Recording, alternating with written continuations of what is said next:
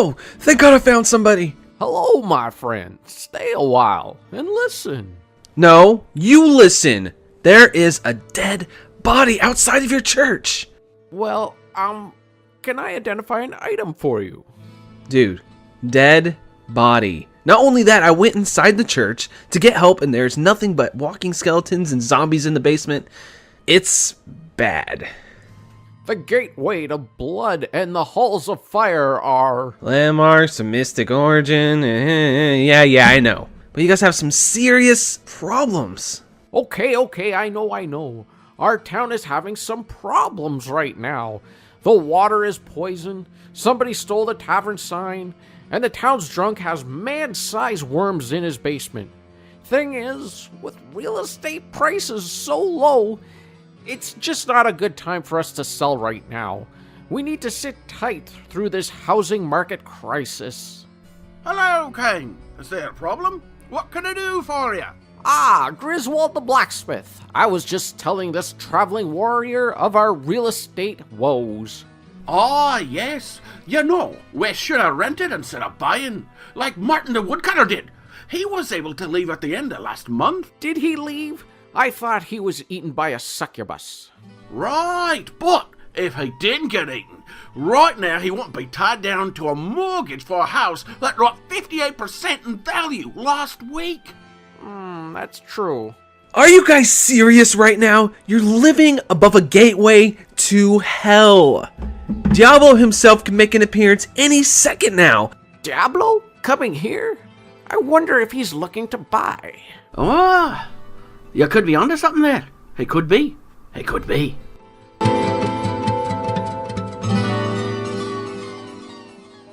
The personal computer. For too long we've stood in the dark, but no longer. A light is now shining, a beacon of hope for all. Join us. We are here to bring you on a PC gaming adventure like no other you've ever had before. Welcome to the Quicksave Club podcast.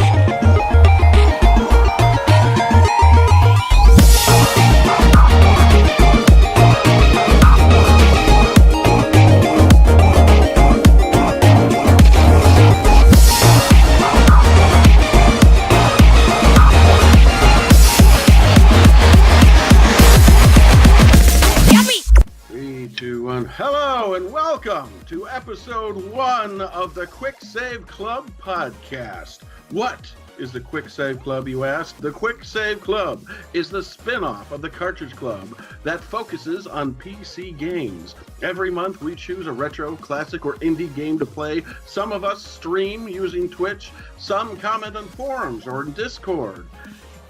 And I lost myself. or the forum of thecartridgeclub.org or on Twitter. It'll all be good in editing. You get the idea. At the end of the month, we pick a few members to record a podcast where we share our experiences with the game. In the months to come, we'll be playing games like Half-Life, Planescape, Torment, The Secret of Monkey Island, Commander Keen, and Minecraft. And all the end of the episodes, we'll be announcing the game. At the end of the episode, we'll be announcing. I was prepared. And at the end of the episode, we'll be announcing the game for the month of October. This month, we played Blizzard's classic Diablo, a game which gave birth to action RPG genre. We have all our hosts and a couple of guests, so let's get to it. Anyways, hey, I am the Retro Gamer Ranting. You can call me Twitch, but that is also the name of a streaming service, so just call me Ryan. I'm also here with Kevin, who is buried on Mars. Say hello, please. Hello, I'm a little under the weather. That's why I'm going to be a little quiet this episode. Believe it or not. Thank God. And we also have Frantic, who also goes by Josh. Say hello, please. Hey, what's up? I'm excited to be here. Special guest number 1 that we have on here is Dean. Hey guys, thanks for having me. And Church. Hello. Well, Dean is from Round 2 Gaming, and Church is the game grinder. Yes. Right, there we go. Awesome. Mm-hmm. So we, on the very first episode here, we decided to go with Diablo. If you followed us on our episode 0, it sort of came from the heavens. that we wanted to start doing this podcast along the same time that Diablo got released on GOG.com. And so that is how it was picked as our first game. Now, a couple of fun facts before going into it. You could get other people to read the fun facts. Josh, Yeah. go for it. Diablo wouldn't exist without the Justice League. A small independent studio by the name of Condor Games was responsible for creating Diablo. Before getting into demon slaying, Condor worked on a few forgettable licensed titles, including a lousy DC Comics fighting game for the Genesis and Super Nintendo called Justice League's Task Force. Oh, take out that Super Nintendo. It just says Genesis. Fine. Okay. Including a lousy DC Comics fighting game for the Genesis called Justice League Task Force. Another small upcoming company named Blizzard was contracted to work on the SNES port of Condor's Justice League Fighter. It was through this collaboration that the leaders of Condor and Blizzard first became acquainted, which led directly to Condor pitching Diablo to Blizzard. There you go. So, Ryan, you said you've played this game before, right? You did a video on it as well. I actually rented it when it was brand new back in the day. Yeah, I did a video on it back when the first Injustice game came out from NetherRealms Games. That was sort of they make the Mortal Kombat series. They made the Injustice fighting games, which was actually a really good fighting game. So I don't know. I had an old copy of Justice League Task Force, and I made a video on my channel. It was stupid. It was just me pretending that it was. I did a playthrough of the game and pretended that it was Injustice on the Genesis. It was a horrible fighting game, but believe it or not, the Super NES port was actually crap versus the Genesis port. That didn't happen very often. Was there anything in that game that made you say, "Oh, I could see how the people of Diablo made this game"? Absolutely nothing. Nothing at all. It was. It's kind of funny looking back at some of these old these developers who are so well known now, looking back at some of their older stuff, and sometimes you see it, you're just like, oh yeah, I can see where it goes from there. But literally, that game, it just was a mid-core to bad fighting game at best. And it's like, okay, these guys went on to make Diablo. Well, good for them. I'm glad they got out of the gutter. Has anyone else played that game at all? No. All right. No. Dean, you want to give us the next fun fact? It's a short one. Sure thing. So the game was originally going to be turn-based, and early versions of Diablo worked like a roguelike, with you and the monsters in the dungeon taking turns. You take a step, then they take a step, you swing your sword, then they swing the sword, and so on. Yeah, right. I wouldn't have liked it if that was the case, that's for sure. It would have been a lot like a lot of strategy games, and it became its own thing instead, which is pretty cool. Almost overnight too, eh? So David Breivik, when he got the word, or he actually took a vote in the company in Condor Entertainment to say who wants it to be turn-based and who wants it to be sort of live action or real time, yeah. And I think there was only 2 or 3 of them that wanted to keep the integrity of the time base. So all he really did was he kept the time-based aspect to it, but he reduced it to like 20 milliseconds or 1/20th of a second for each action. And it turned into what we know today. Yeah, because, if you think about it, the characters do kind of move like square to square almost in a way. Very checkerboard, yeah. But it's just really quick. It uses the XCOM map, the same size of the tiles in XCOM. Oh, really? An exact replica. That's what they use for the inspiration, yeah. Okay, that's cool. I didn't know that. Did you read that book that you recommended? I didn't read it. The book on Diablo? Of course, yeah. Okay. Yeah, so there's a great book from David L. Craddock called Stay a While and Listen, appropriately. And it talks about the early days of David Breivik and the other co-founders of Condor, and how they sort of met up with Blizzard and how the initial stages of Diablo came. But it starts to go beyond that too. Talks a little bit about Warcraft 2 and then Diablo 2, and he's actually making a second book that's coming out this fall. So if you guys go on Kickstarter, you can get the second one or both of them. Oh, okay. Well, that's cool. That's cool. I'll check that out. So Dean, are you our resident Diablo expert right now with this? Not at all. No. No. Okay. No, that was a lot of good information. So I'm just wondering just how deep the rabbit hole. No, when Dean goes into a game, he goes full in. So goes full in. Awesome. Yeah. So we'll get into that in a little bit later about our past experiences with it. But we do have an expert here. It's just not Dean. It might be It might be the next person who's going to read the next fun fact, and that's going to be Church. Oh, good. So for much of the development, Diablo only had a single class. Initially, the game only had one warrior-like class, with the emphasis instead being on giving the player greater freedom to craft a unique character. This explains why the warrior is the only class shown in a lot of cutscenes, and why the warrior is the one that ends up killing Diablo according to official canon. Yeah, so that's wild. So if you play the other ones, according to canon, you didn't kill Diablo, even if you saw him dead. Yeah. You didn't kill him. They do Very that startling. in later action RPGs do, because I remember for Torchlight, no matter what class you play, in Torchlight 2, it says that it was like the mage character who ended up beating the last boss in Torchlight. Oh, really? So it's kind of like, so that kind of tradition, at least I feel like, considering Torchlight was kind of a spiritual successor to Diablo, they kind of kept that tradition going, where in the sequel, they definitely made a choice. Okay, this was the class that beat the last boss. It didn't matter, you know. So that's kind of an interesting tidbit that it would follow over with at least that game. All right, Josh, you know I'm coming to you. Do that next one. Yes, sir. Let's see. Tons of content was cut from the game. Well over 100 spells, monsters, and items were removed from the final game, although most of them were made on the disc for hardworking hackers to uncover. Some of these items would eventually show up in later expansions and sequels, but many would never see the light of day. But some of them, I think, did in our Belzebub mod, Yeah. which we'll get into. So, All right, back to you, Ryan. You're doing all the right, next one. this one's nice and short. I Yeah. won't screw it up. All right. Diablo originally had a time limit. If you didn't reach Diablo within a certain time frame, he would become far more difficult. Ultimately, the developers removed the time limit since it discouraged exploration, which I would have hated that part of the game if they would have kept it. Well, and apparently Diablo at the end of the game is like the weakest. Like it's the default is the weakest version of Diablo.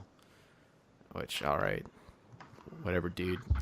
All right, Church, you want to give us the last one? I'm skipping over Dean because Dean talked too much in the last one, so it's up to you. Sure. All right. Diablo wants you to eat your vegetables. At one point, you hear Diablo saying something in a creepy demon speak. If you play the dialogue backwards, he's really saying, "Eat your vegetables and brush after every meal." That's And I've confirmed it. yeah, it's pretty It's funny. just a misunderstood demon. He really just wants the world to, Yeah, he be wants- healthy. Be the better place. Well, if you think about it, I mean, what did the demons really do? You're this guy that goes down, like, oh, I guess they killed some guy, right? Some butcher guy Yeah. killed some guy, so that's why you kind of go down there. Places. All right. Disease. They were causing people to get sick. All right, so the demons are bad. Okay. So you're justified going down there, taking them Demons. out. They were troublesome. All right, so let's do a little roundtable discussion, and let's just talk about whether or not this was our first time playing, our history with the game, and all that. So, one of the reasons why I wanted Church on this episode is because I know that he's a huge Diablo fan. Just through some posts on Twitter, I know he's got like a complete collection on a shelf too of all the games. Close. So, have you been a fan since the beginning, or did you come in at 2, or how did that all come about? Yeah, so I have been a fan of Diablo since the original was released. I didn't have a PC myself, but at the time I had a friend that had one, and what used to happen was I would take my Super Nintendo over to his house, and then later my PlayStation 1, and he would play those, and I would play his PC, and Diablo was one of the games he had, along with like Warcraft and some other classic PC games. So I'd played the PC version back then. Then once I found out that there was a PlayStation 1 port, I also played that as well. And then I don't believe I played it since then until just recently for the podcast, but I'm huge into Diablo. It's one of my all-time favorite series. I've played Diablo 2. I put easily a couple thousand hours into Diablo 2. Nice. And I think I have like 700 hours into Diablo 3. Wow. So, yeah, I'm definitely a fan of the series. How was playing that PlayStation 1 port of Diablo 1 after playing the PC? Was that like an easy transition for you, or were you like, I want to get back on the PC? It's a pretty competent port. Really? You know, the graphic downgrades a little bit, and some of the extra, I believe some of the like quests and things were cut out. I think it's more similar to maybe like the BattleNet version of Diablo, but I thought it was pretty great for the time, and not having a PC and being able to play this game even co-op, because you can play it co-op, which was probably the biggest appealing factor. I thought was pretty great. Okay, fair enough. And we should say that you were the only person I think that did not play the Belzebub Mod. Yeah, right? I think we all did. Played straight up vanilla. Did you play the GOG version, or did you fire up I did your get old? the GOG version, but I didn't play the enhanced version because you can't play on BattleNet with the enhanced version.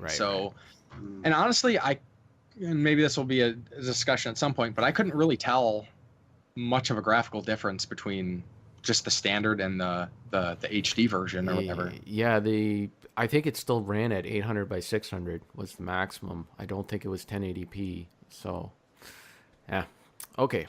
Dean, was this I believe this was your first time playing, or you played it a little bit back in the day or something? No, I actually played it quite a bit back in the day. So I mean, you guys know my thoughts on PC and digital games. I mean, I'm more of a console guy, and I can probably count on one hand the amount of PC games I've ever played. So when I heard you guys were doing Diablo as your first game, I think that's what really sucked me into the whole Quicksave Club idea, because that's a piece of nostalgia that I just couldn't recreate up until now. Especially with it going out on GOG. With my collection and just the accessibility of all the games, there's very few pieces of nostalgia that I can still have to relive, and that was a huge one. So I was really excited. I played it probably in '97. I used to be in Air Cadets, and I used to take a van into a different town, and I would try to sing the praises of Final Fantasy VII and just get everybody on board with RPGs, and everybody was just talking about Diablo. And so I finally, with my 1995 Packard Bell, got my mom to buy the Diablo disc, and I had to get a friend over to figure out how to install it. I had my 2x speed CD-ROM and threw it in there. And I played it a lot. I didn't beat it probably until 98, 99 through my second playthrough. But this was my first time in 20 years since playing it. So I tried to recreate as much of the nostalgia, and we could talk about that a little bit later, but tried to recreate exactly how I played it, same sort of atmosphere and same music, same soundtracks in the background. And it was a lot of fun. Nice. That's cool. Cool. So I'm taking you didn't use the mod when you played it this time, did you? You know what? I did. And to be honest, if you guys hadn't pointed out, or if I hadn't read in the community how much had actually changed, I probably wouldn't have been able to point it out. That's more or less how I remember it. Okay. There's some quality of life things that are for sure different, but other things like the inventory and the selling shopping UI, that's exactly how I remember it. And clearly that wasn't the case. So just one of those nostalgia playing tricks on you. Yeah, it's funny. That's how I felt going back and playing it. This was the mod made it like this was the Diablo that I remembered. Because when I went back and played it the first time, I was like, oh man, there's like this. What like I played it before it was on GOG, probably like last year sometime, and I was like, wow, yeah, there's like no stash in town. You've got a very limited inventory. There's no dog like in Torchlight that you could just send back into town to do your business for you. So yeah, it was rough. And then the little people outside of town, like the little peg leg boy outside of town and the witch way outside of town. A lot of slow walking in that. Yeah. That's one thing I noticed is the voice acting in this game was just amazing. Even though it was small little clips, but it was very atmospheric. It was very like cheesy but yet fun anytime you talk to them. And yeah, they'd say the same lines over and over again, but it was always in a fun way. You were just like, yeah, I'm gonna go talk to the witch in the corner now, because she just, I don't know. I just like the little funny quotes that you get from them. Yeah, I think part of it is the aesthetic of the game. It's like a little like they're just these little characters on the screen, right? If it was like more of an immersive game where you're into it, I think the acting would have been a little over the top, a little too cheesy, and take you out of the experience a little bit. But just because it's like you're just moving these little guys around, my little guy's gonna go talk to this person and that, it it works for that kind of game. Okay, before we get too much more off track, Josh, was this your first time playing Diablo? Yeah, definitely was my first time playing. I don't have a lot of experience playing action RPGs in general. I have picked up and messed with them, I would say. I've never really fully went through one 100%. So this is my first time like diving deep. And I'm going to go ahead and say I didn't beat it this time, but I'm like really close. Like today I was like trying to like make that final push. Like I'm very close to beating it. So I was like kind of like, damn, I didn't quite beat it, but you know, it's okay. But I had had a really good time with my first experience learning the different like just how it plays is completely different from any other game I've played. I mean, I can see the essence of it in like Torchlight. Like that's Torchlight when Torchlight 2 is the only like other action RPGs I've ever dived into. But those are a little more fast paced. This one's like this really like slow and methodical, and you know you have to like really plan your actions out. And I just enjoyed the like you guys were saying, like the voice clips and the atmosphere of the game. I kind of enjoyed just diving in and just experiencing it for the first time. So. Yeah. Cool. Yeah. Ryan, was this your first time playing it? Kind of, sort of. Okay. Back in the day when I used to go to LAN parties, I'd always we'd usually end up playing Unreal Tournament and stuff like that. But the first time I actually ever played it was someone at the LAN party was actually playing Diablo, and I wasn't into action RPGs. I just didn't get RPGs back then. I'm just like, what? There's numbers, stats? What? No, I don't do math. Come on. But so anyway, so I played it a little at the LAN party, and I was never interested. I'm just like, yeah, I'm going to go back to playing Unreal Tournament now and shooting people and whatever. And years later, I started getting into games like Fate and Torchlight and Titan Quest and that. And those were kind of the offspring of Diablo, all those games. But I never played Diablo. And so, yeah, when it did show up on GOG, I'm just like, you know, I need to do that. I need to go back to where it all started. I don't know. Obviously, it probably didn't all start with Diablo. I'm sure there was some stuff that led up to it, but that's kind of known as the granddaddy of action RPGs. And so, yeah, and so this was, I guess, technically the first time I sat down and took it seriously. And I did play vanilla at first, and hated it, so I installed the mod, and it smoothed it out a little bit more. And like I said, if I would have had any nostalgic feelings towards it, I think that felt a little more modern for me when I did install the mod and play it that way. So this was the first time playing, and yeah, I've got some opinions about it. I like Frantic, I didn't quite beat it. I got close, but still, you know, the grind is real. It really is on this game. But yeah, so my history is LAN party. That's my history. That's about it. Fair enough. Well, because I'm a real gamer, I did beat it, and and I had a lot of fun with it. Sorry, I have kids. Jeez. I don't have any excuse. So Yeah. I had a lot of fun with it. This was the first time I played it all the way through. I'm surprised that I thought I would be the majority here that played Diablo 2 first and then went back and played the original Diablo.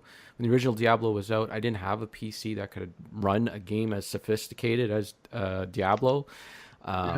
So much later, when I did get a PC, the game of the day at the time was Diablo 2. And I got into that, and I was playing a little bit of that, and then I had to go back and play Diablo. But it was never a game that I really sat down and finished. I was like, okay, this is good, but it's not as good as Diablo 2. And, you know, there's some stuff that's missing that I really liked in 2 that I'm missing in this one. And actually, Diablo is like really the series that kind of, like, if I'm going to dive into a new series, like the first time I didn't play Final Fantasy. My first Final Fantasy game I played was about 5 years ago. And I went through the whole series. And that experience with Diablo made me start at Final Fantasy 1. Because I didn't want to start at Final Fantasy 7 or 6 that everybody says is good.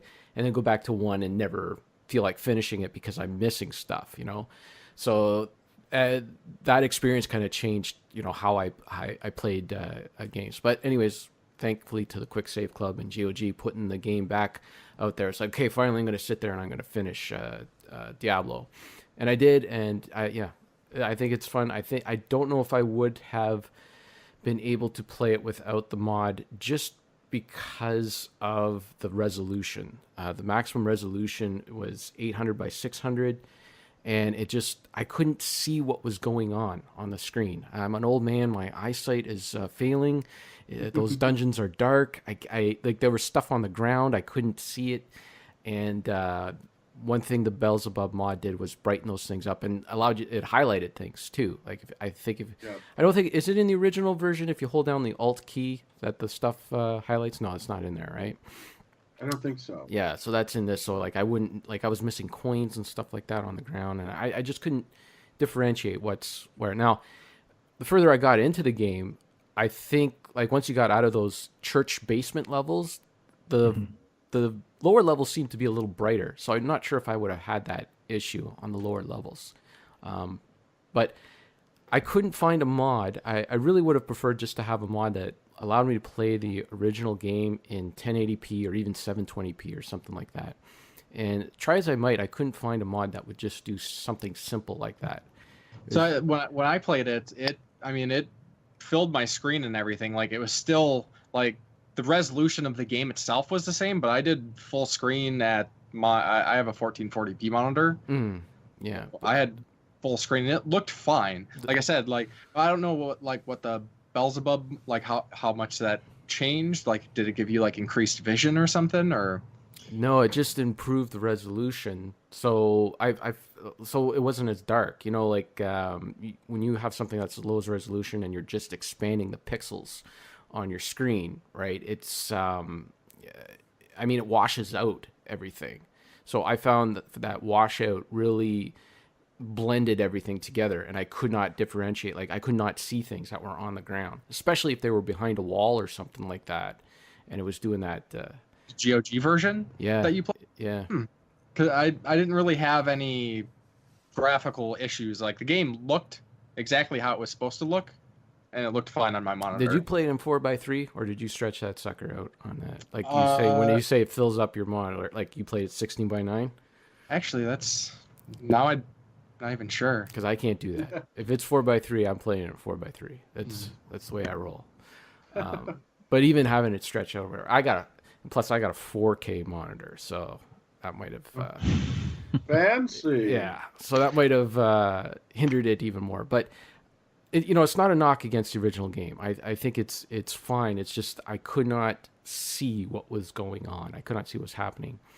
Also, it felt like the Belzebub mod. I know I said I wasn't going to talk a lot, but I can't help myself. It's okay. Go ahead. The Belzebub mod seemed to make the game quicker too. It's more difficult because it opens everything to you. In the original Diablo, you had random encounters. Like sometimes you would run your first mission will be the butcher. Sometimes it won't be. He won't be there. In this version, the Butcher's always there. Is he? No, I play. Yeah, Butcher's always there. It's a lot of the other quests, like it's the Butcher and the Skeleton King are the only ones that are always there. The rest are random, and if you play on BattleNet, you don't get any of the other side quests. So it's just the Butcher and the Skeleton King. So I didn't get to experience any of the side quests this time through because I played on BattleNet with a friend. Gotcha. I've played the game and have not had the Butcher. The guy is not dead outside of the church, and there's no Butcher in there. I've had it where the guy is dead outside of the church, and I go in there's still no Butcher. I don't know if it's the Belzebub mod messing around with things, but when I played the vanilla version this time around, there was no Butcher. Yeah, I had the Butcher every time I played on vanilla, but then again, I only did like a couple of playthroughs with that, or not playthroughs, but played it through. I wish I would have played on multiplayer. It's the one thing I didn't do. It's one thing that you couldn't do with the mod going.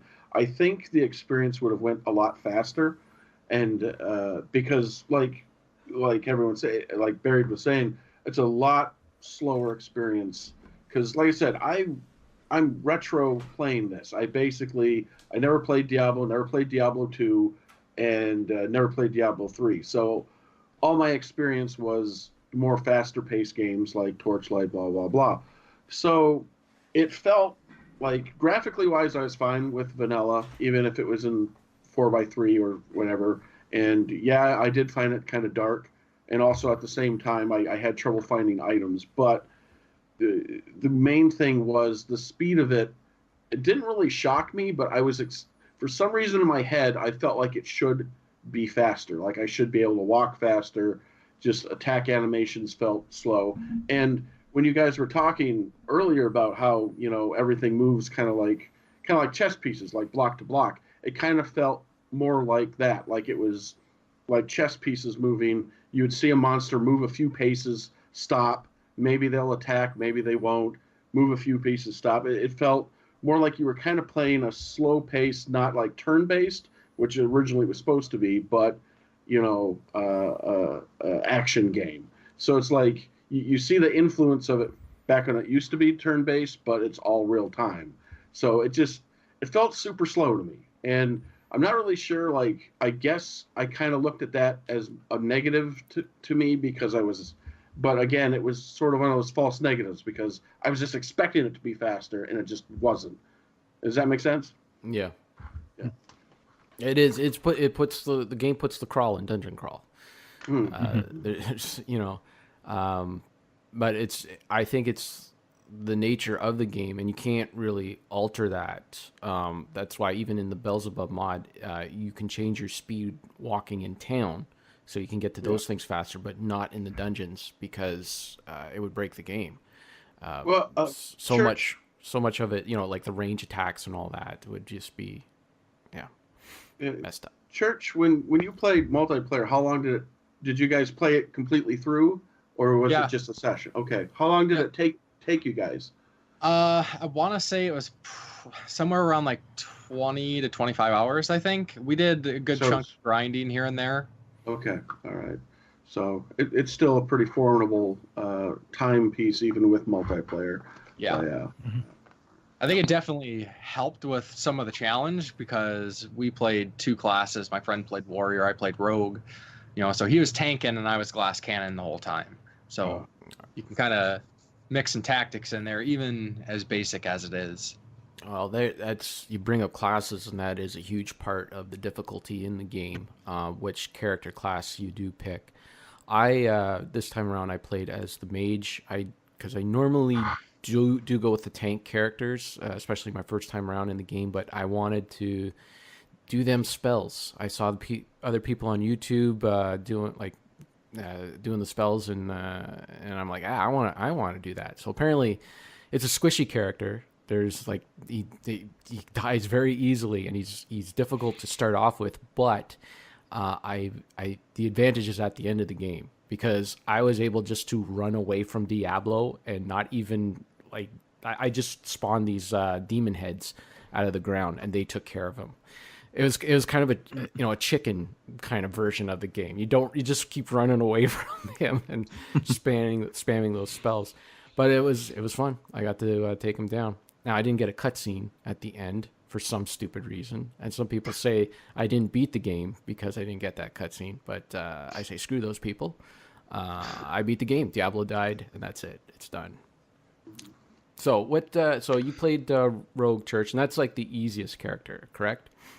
I would probably say the warrior would be the easiest because he can take damage. The rogue, much like the mage, they're super squishy.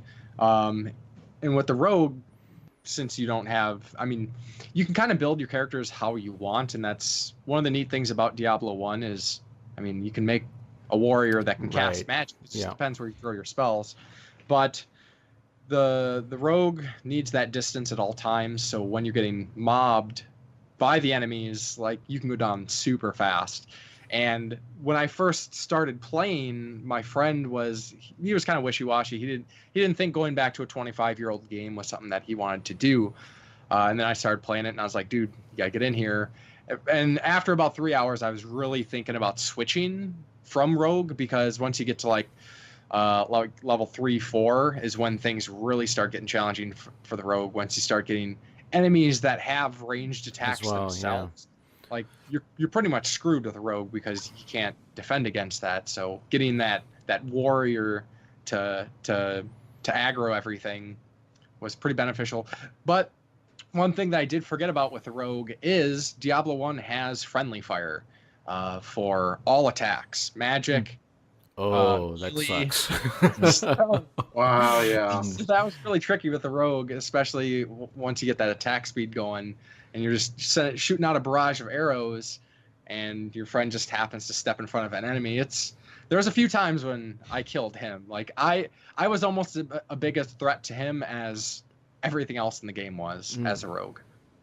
Now you can compensate for the squishiness a bit with equipment if you pick up the right equipment. That's what I discovered, anyways. Is like I was getting my ass kicked at some points, and what the problem was, you can go and grind all you want, and you can get those 5 extra points after all that grinding. But really, it was equipment. I didn't have the right armor on or something like that. And once I figured that out and started keeping up with that, that really helped me out.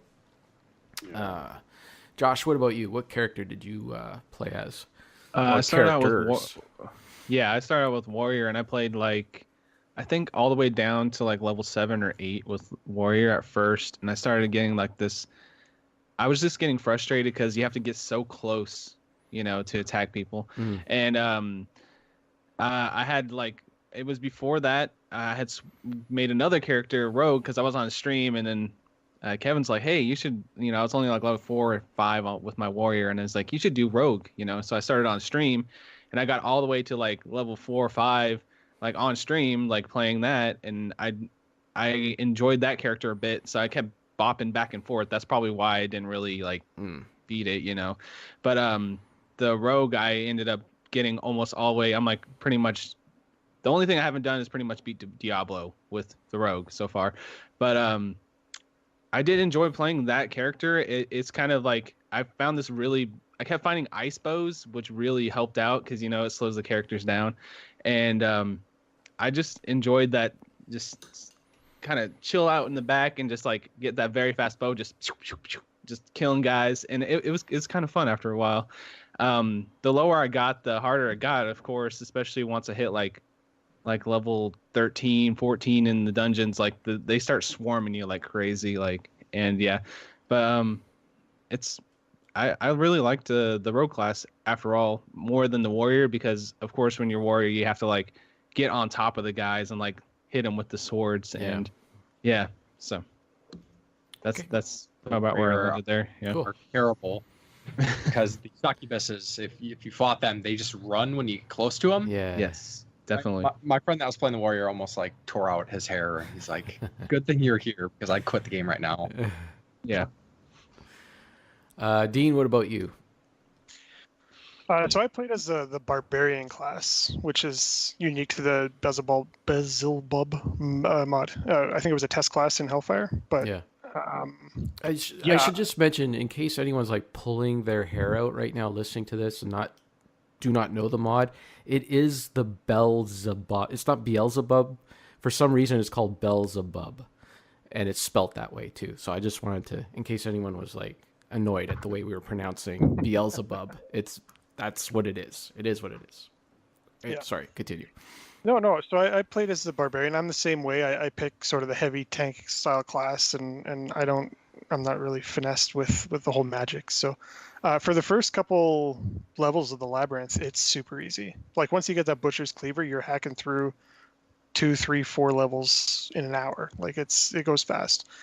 But I think that, and maybe it's after reading the book, they put so much emphasis on how they wanted the AI to work, the developers did, where you'd have the small, fast enemies that would swarm you, and the big hulking enemies, you were meant to sort of stay back and sling your arrows at them or do some range attacks, do some guardian spells. And by floor 10, 11, you're swarmed all the time. Mm-hmm. And as the Barbarian class, you don't get any magic, at all. So I think the allocations are for certain classes, you get 2 life and 1 mana, or 2 mana, 1 life, etc. For the Barbarian class, you just get 2 life and an extra percentage in one of your resistances, your lightning or your fire resistance.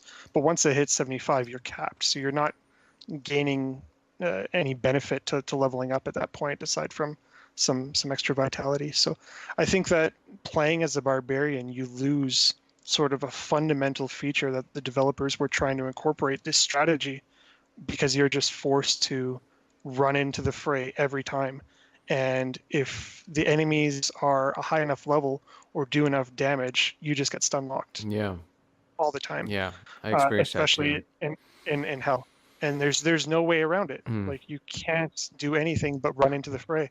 And to Church's point, I mean, half the small enemies in the game after level 10 run away from you. Mm. So you're just constantly chasing them down while everybody else is just bombarding you with millions of projectiles. Like, it's just not a fun class to be. I wouldn't recommend it to anybody after the first like couple levels of the game. Yeah, that's why I like that mage, man. That Yeah. had that lightning spell. Just walk in and shoot that spell, then walk away and let it do its thing. Well, I It don't was know if good you there. guys saw my post there with the one of the enemies that spawn in the last level just below hell, the terror domain. He just continuously spawns these winged overlords, and they spawn faster than you can kill them. I was doing 300 DPS, Mm. and I couldn't kill them faster than he was Oh, spawning yeah. them. So the whole screen had like 200 NPCs around me. Like, it's nuts. Yeah. Can't do anything So- about that. That's Yeah. wild. Yeah. Anyway, All right. not a fun class. Ryan, what about you? Well, I started off with the warrior class, and I'm not going to repeat what everyone else said.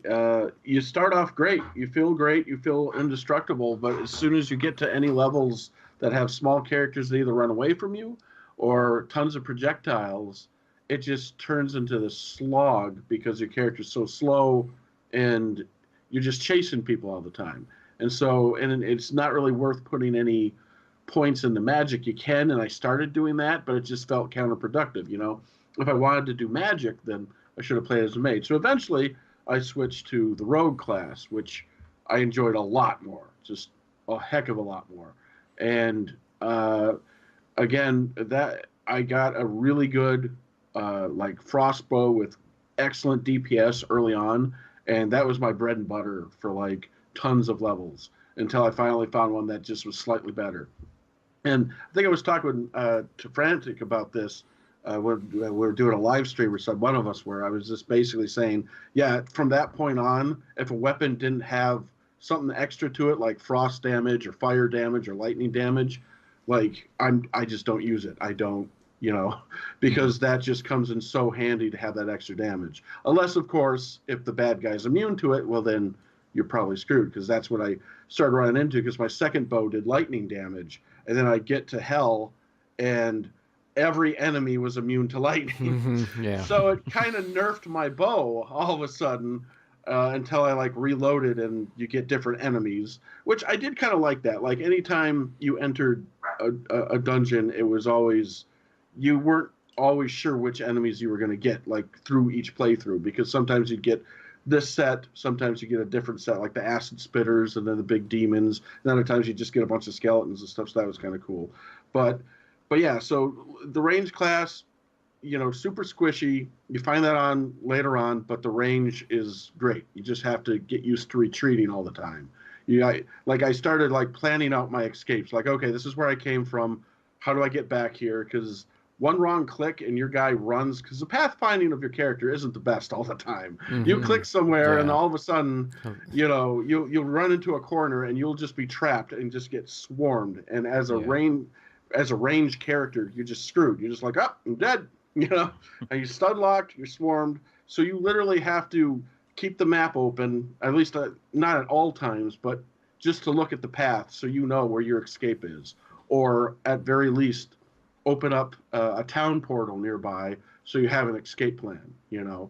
So it's sort of I kind of started thinking of it as the retreat class, because as a range, and you probably noticed this with your mage characters, you're just constantly running away and then turning around, throwing out a few attacks, run away again, and you know. So Yeah, totally. but I did enjoy it, you know, as long as, and again, gear was everything. If you got a good bow with great DPS, then you were having a great time, you know. And yeah, you would still be squishy because you can't really do great armor, but it was all about what weapon you had. Yeah. ice bow a couple times, and the ice bow is not. That must be a Belzebub edition, because ice bows aren't in the vanilla, which would be those would have been great. Like to be able to slow use. See,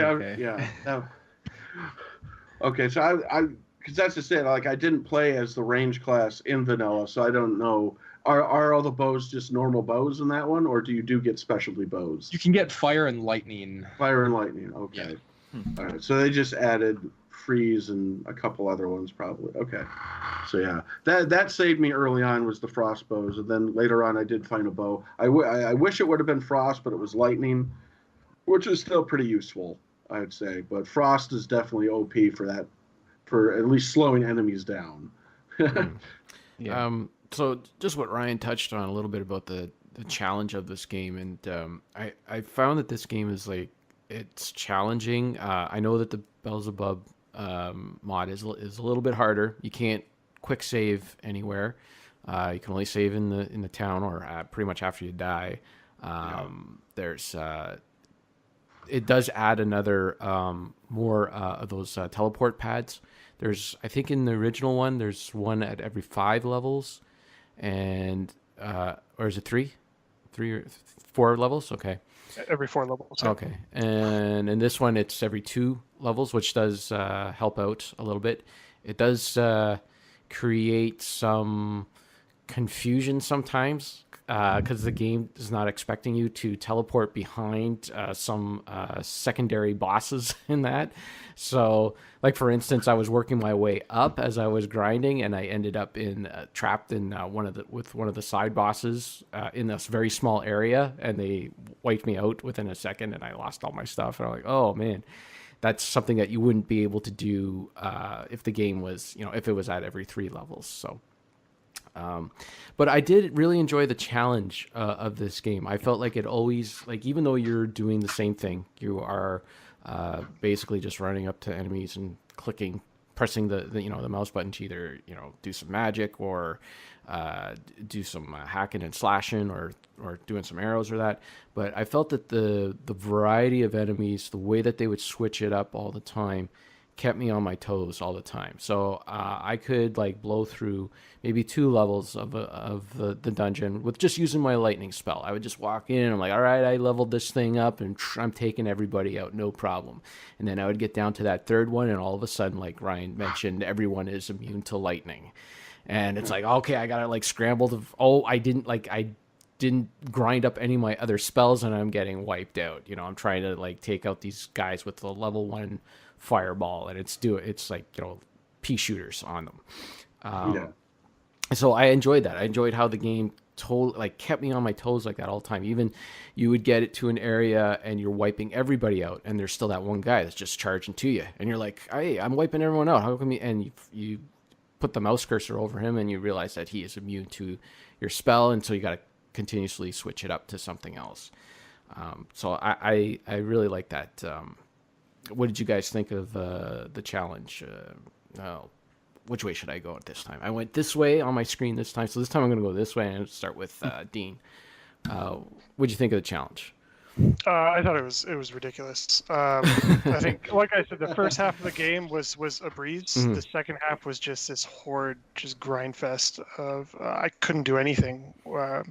The developers initially had 20 levels instead of the 16. There was supposed to be 5 levels per theme. Mm-hmm. The cathedral, the catacombs, the caves. So you'll notice like a huge jump in difficulty between certain levels, and that level 9 to 10 jump was just brutal with the smith. That the smith was added to this game. That was one of the things that was supposed to be in the original game and then cut out with the gems and all that stuff.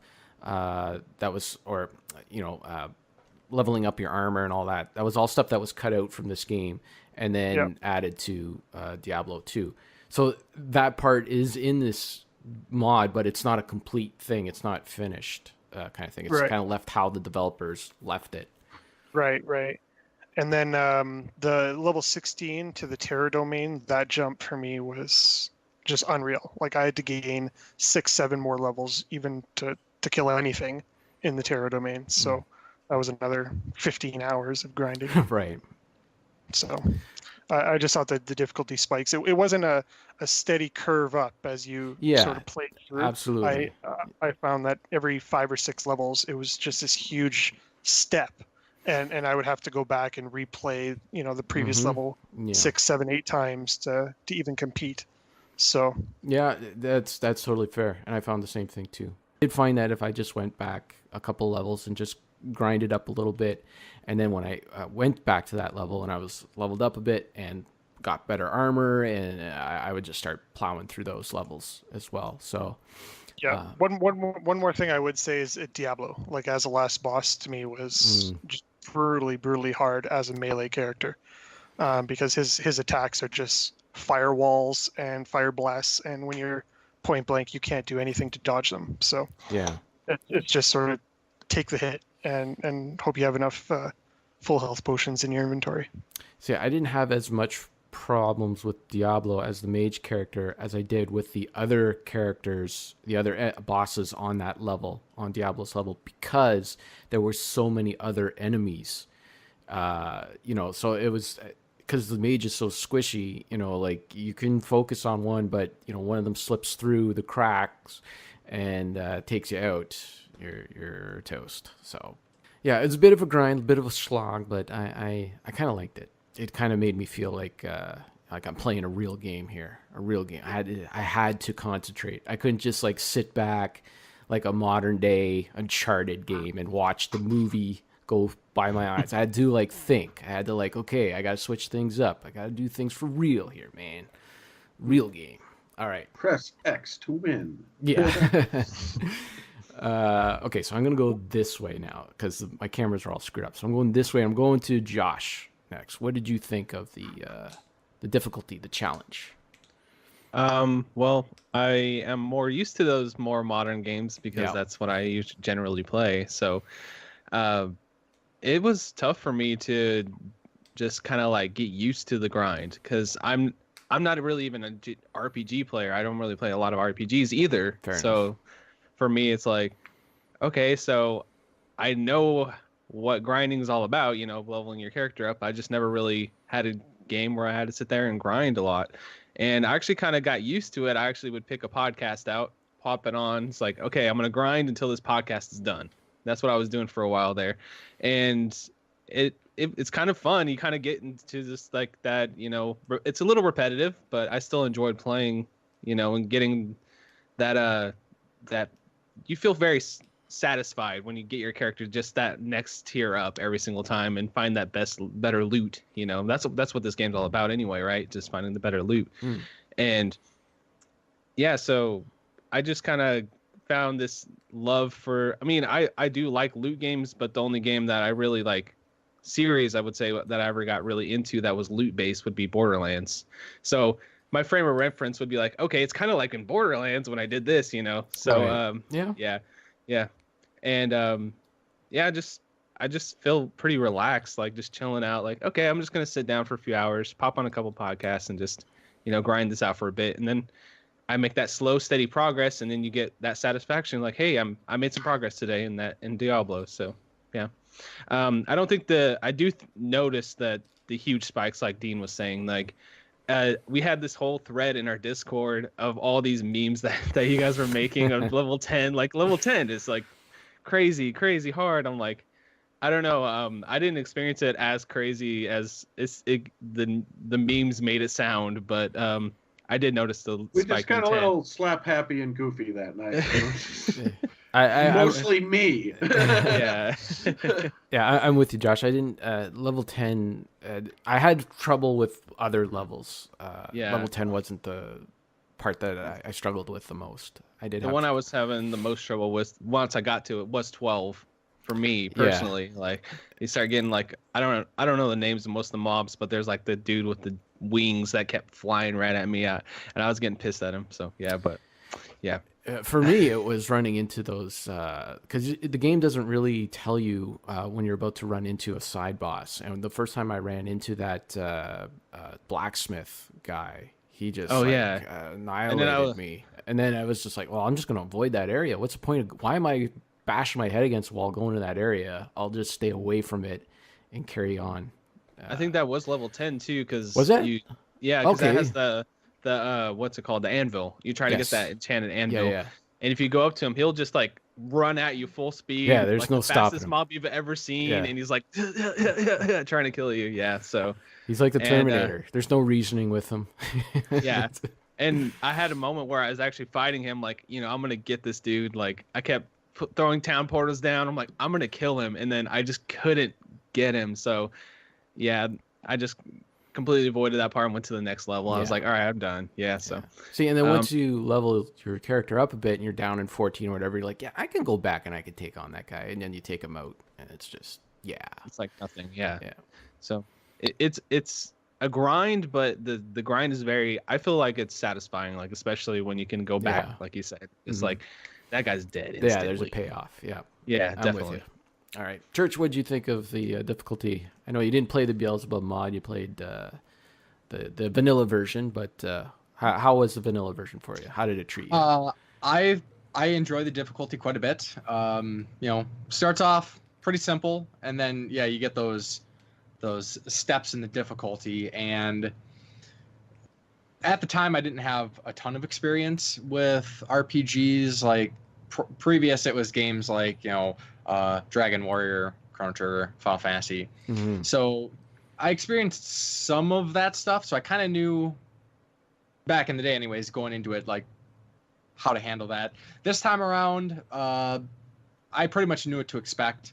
I will say, so you have the difficulty, and then you play on BattleNet, turns it into hardcore mode, essentially, because if you play in single player and you die, you can just reload. You can do Right. safe. You Yeah. can't do that on BattleNet. If you die in BattleNet and you can't get back to your corpse, you're screwed. You can't get your gear back. Right. So that was a big thing that we dealt with. We had a couple close calls where one of us died, and then we're like, crap, how are we going to get back to our corpses? Usually in those situations, we were able to throw it on a town portal and get back and clear them out to get our corpses. Once we got to the hell levels, we actually stocked up a second set of gear just in case we died, because that would have been detrimental. If we would have lost our gear at that point, like, Yeah. kind of got to go back and almost like start grinding from the beginning again, because you wouldn't be able to roll at those high levels. That sucks. Yeah. I think it was mainly the hell levels when things really started getting difficult for me, especially with the succubuses and those damn magic fireballs or whatever the heck they were. Mm-hmm. Yeah. When you get the mobs, they're just flying all over the place. I could handle melee characters pretty well by that point, but for some reason, just the magic resist. Even though I was able to get my resistances, pretty high, those things would just melt. And we ended up grinding pretty hard. We'd gain like 5 levels. Like once you get to the next area, we'd go back and just start running through the levels a bunch of times, gain a bunch of levels, move on, rinse and repeat. We were pretty worried about facing Diablo when we did, but after we had grinded, we got our fire resistances up and full inventories of potions. We wiped out Diablo like he was nothing. Like, Nice. We're like, really? Oh, okay, I don't remember Diablo being this easy, but I think we just geared up and leveled up appropriately. Over prepared for them. Yeah, definitely. I've always enjoyed the kind of Diablo difficulty. Like I said, I've been playing through the series since the beginning. The first one, there's some rough edges there that they eventually worked out with later games, but overall it's pretty fair. You just kind of got to put your time into it, and Yep. game will let you play through it. Yep. All right. Fair enough. Okay, Ryan, you gift making baby. How did you find? They weren't gifts.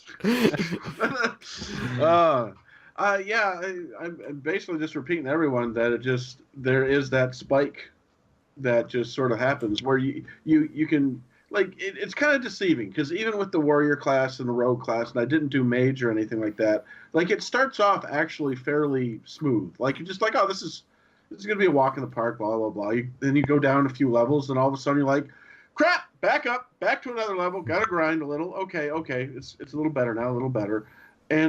But as it progresses, it just gets worse and worse. It's like it goes from, okay, I got to grind a little bit to I got to grind a lot to holy crap, I'm going to be here all night, which is like again, like I went in with a certain expectation because I never played it before, and I was kind of spoiled playing newer action RPGs where, yeah, there is grinding involved, but it usually ain't as intensive as how Diablo is. And a lot of times, even though Diablo is a great podcast game, listen to a podcast and chill and play, it is still kind of a thinking man's action RPG because you have to be on your toes. You have to, and again, it's deceiving early on because early on, you have to watch what you're doing. You're still squishy, but they throw the little imps and the little skeletons at you, and you can bash through them with whatever, and you don't need good gear. You don't need nothing. But then once you go a few levels down, like I said, when I was talking about the rogue class, you have to start making escape plans. You have to remember to leave your gold in town, so when you do die, you don't lose half of it or something like that. And then you have to think, all right, is it worth fighting this boss now, or should I go down a couple more levels, then come back? And then yes, that is more satisfying instead of just going in and getting yourself completely killed. Now, I do know the mod did change a lot of the boss encounters because the Butcher mod, in the mod, the Butcher actually has his own arena. Like, you have to put a portal down and go in. And I know in vanilla, he's just in a room, and you open the door and he comes out. So there's that extra padding. Maybe that's why I didn't run into him then, because I didn't do that. I went into that room and there was no Butcher in there, and I'm like, oh. You were supposed to put down a town portal, and it teleports you to his lair. You put a town portal inside of the room? In that room. I'm going to do that after this podcast, then. We figured it out. Oh, wow. I didn't know that. The kid in town, actually, if you talk to him, he gives you a hint. Oh, okay. He, talks some gibberish to you. All right. But it basically says, put town portal down in here, blah, blah, blah, blah. See, this is why I got to put you last all the time, because you perfectly segue into the next thing I want to talk about all the time. Okay. And that is the story, which I'll be honest, I'm not a big story guy in games, and Diablo's no exception. I have no idea what the hell was going on. I have no idea okay, there's a guy that's dead outside the church. Go into the church and work your way down to the devil and kill him. Perfect. That's all I need to know. I don't need... Anytime there was stay a while, let me tell you the story. And I'm like, shut up. I don't... Listen. Yeah, I don't care. Just skip over. Next, Legend yeah, must be respected. Stay a while and listen. No, I just want you to identify all my items. Shut up. And I just want to be clear. Identify these items. I'm not knocking the story. I'm sure it's great. I'm sure it's fine. It's just my thing. I am not. It's very rare when a game story actually captures me and I actually pay attention to it.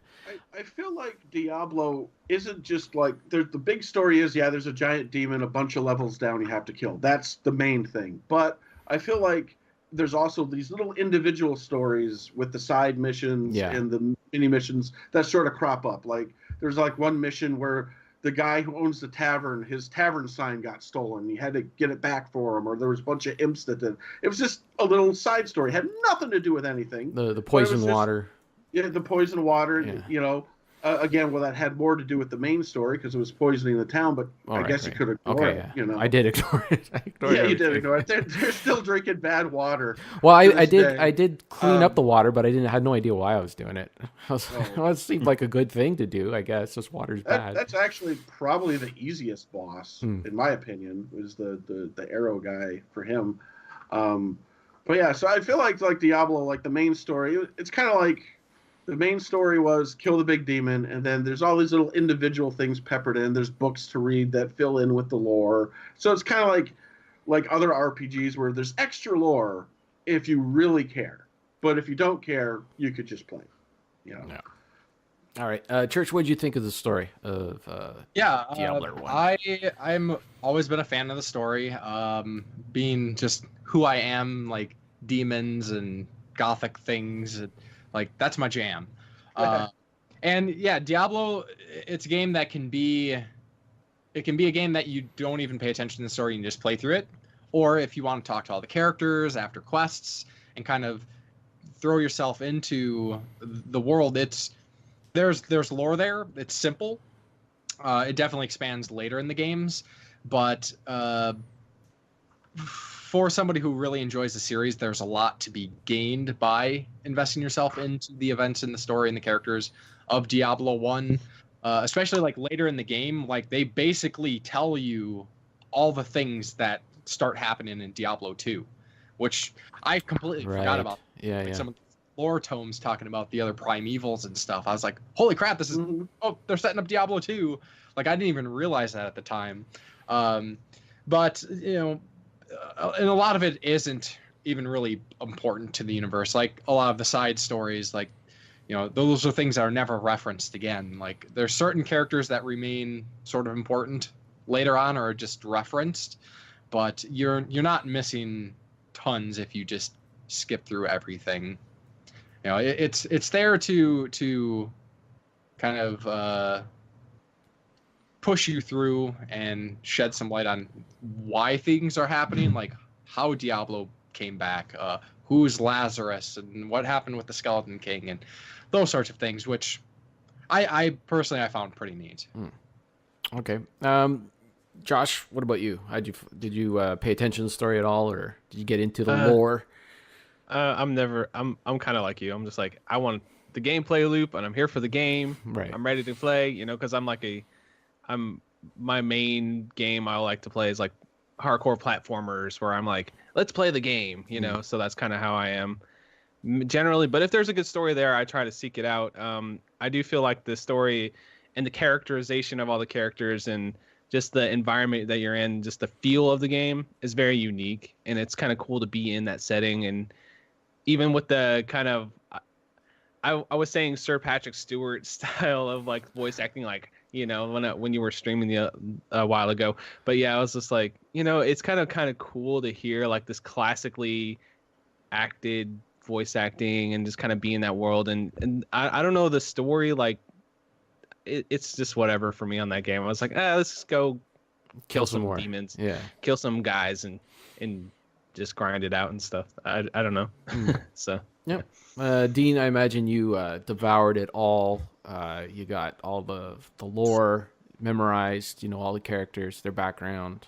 No, I felt that. Yeah, no, because this is a trilogy, I guess you could say, with a lot of the lore really stemming from Diablo 2 and Diablo 3, and then the Belzebub patch really fleshed out a lot of the extra story with the extra quests and stuff. But reading the book, the Stay a While and Listen book, it sounded like the Schaefer brothers and David Brevik, they just didn't want a story at all. Like they just wanted to make a game with really fun gameplay. And it was actually just one or two guys that fleshed out the lore and all the quests as part of that. They had the basics. They had, you know, Archbishop Lazarus and how he was sort of tainted, and King Leoric and the son Prince Albrecht, and how that all came about. They had the basics, but they actually initially had the warrior coming to town because his family was murdered by these demons that were coming up from the cathedral, and they sort of trashed that idea because they said that was too deep. So really, just what they wanted was a revenge basic. is too deep. Apparently. Yeah, basic game, fun gameplay, and these stories. Even as far as the end of the game, you had mentioned earlier, Kevin, that, or maybe it was you, Church, that the Warriors is sort of the canon ending. That was in our fun facts, Dean. That was a fun fact. It was fun. But he sort of finishes it because Prince Albrecht, who is the king's son, was essentially Diablo. He had the soul stone or the soul gem in his forehead, and when you kill him, the soul gem pops out. And if you're a good gamer, you would have picked it up and used it and got the end credits. But maybe some of us didn't do that. I watched it on YouTube. I saw it on YouTube. That was good enough for me. The idea is that you take the soul gem as a warrior and shove it in your head, and you are essentially the impetus to Diablo 2. So that was essentially just contracted out to a third party to do the end video, the end cinematic. David Brevik and the Schaefer brothers had no idea that's where really? they were going to take the story. So they didn't even know. They didn't even think they were going to do a sequel at that point. So that was all just kind of coincidental, basically. Well, I'm sure they knew that a sequel was coming. They had a lot of ideas that had to be cut. We had mentioned that there was tons of spells and enemies and just ideas that just didn't make it into the game. So they knew they were going to make a sequel. I just don't think they knew the storyline was going to continue on like it did.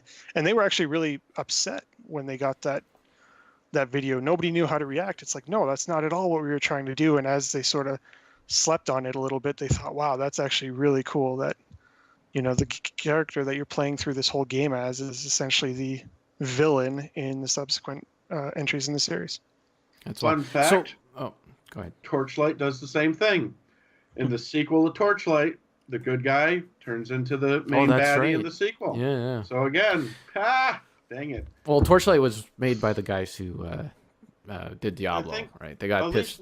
At least one of them was one of the original Diablo guys. Yeah. I know not the entire team was that. So I guess all themes and everything else. Never mind. So in Diablo 2, the warrior is Diablo or Baal?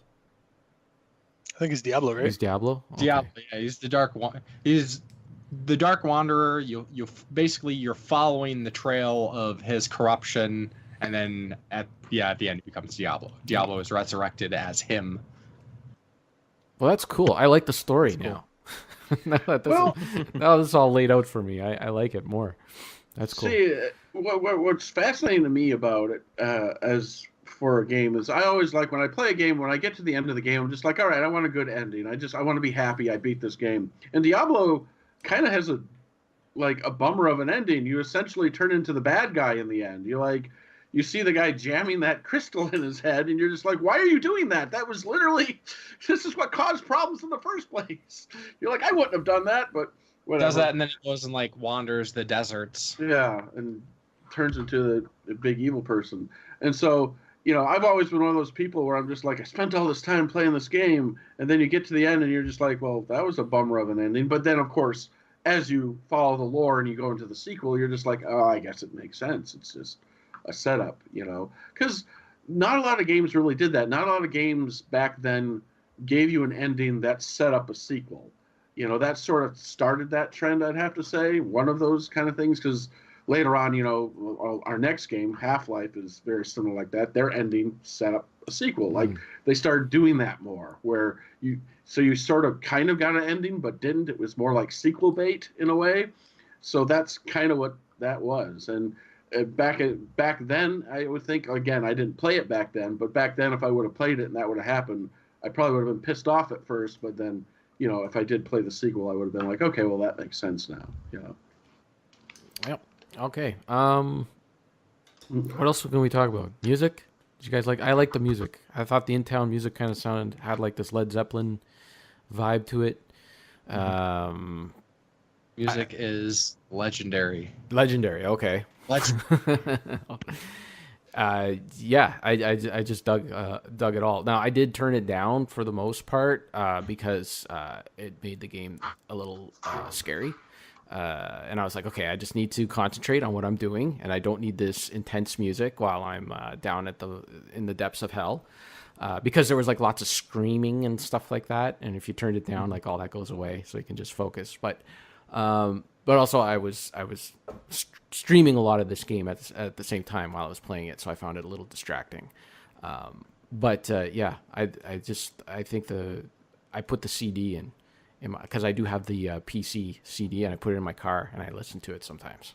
It's pretty cool. It's pretty trippy. What'd you guys think of the music? Anyone? We'll just go. We're free balling it now.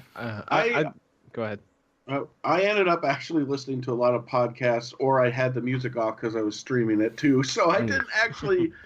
I'm a bad researcher. I didn't really listen to a lot of music, but when I did listen to it, it was very atmospheric, and it wasn't exactly what I thought it was going to be either. Because again, I'm usually used to more action beat kind of music with these kind of games, and someone like the first stream I watched, someone playing it, they said Diablo isn't an action RPG; it's a horror game.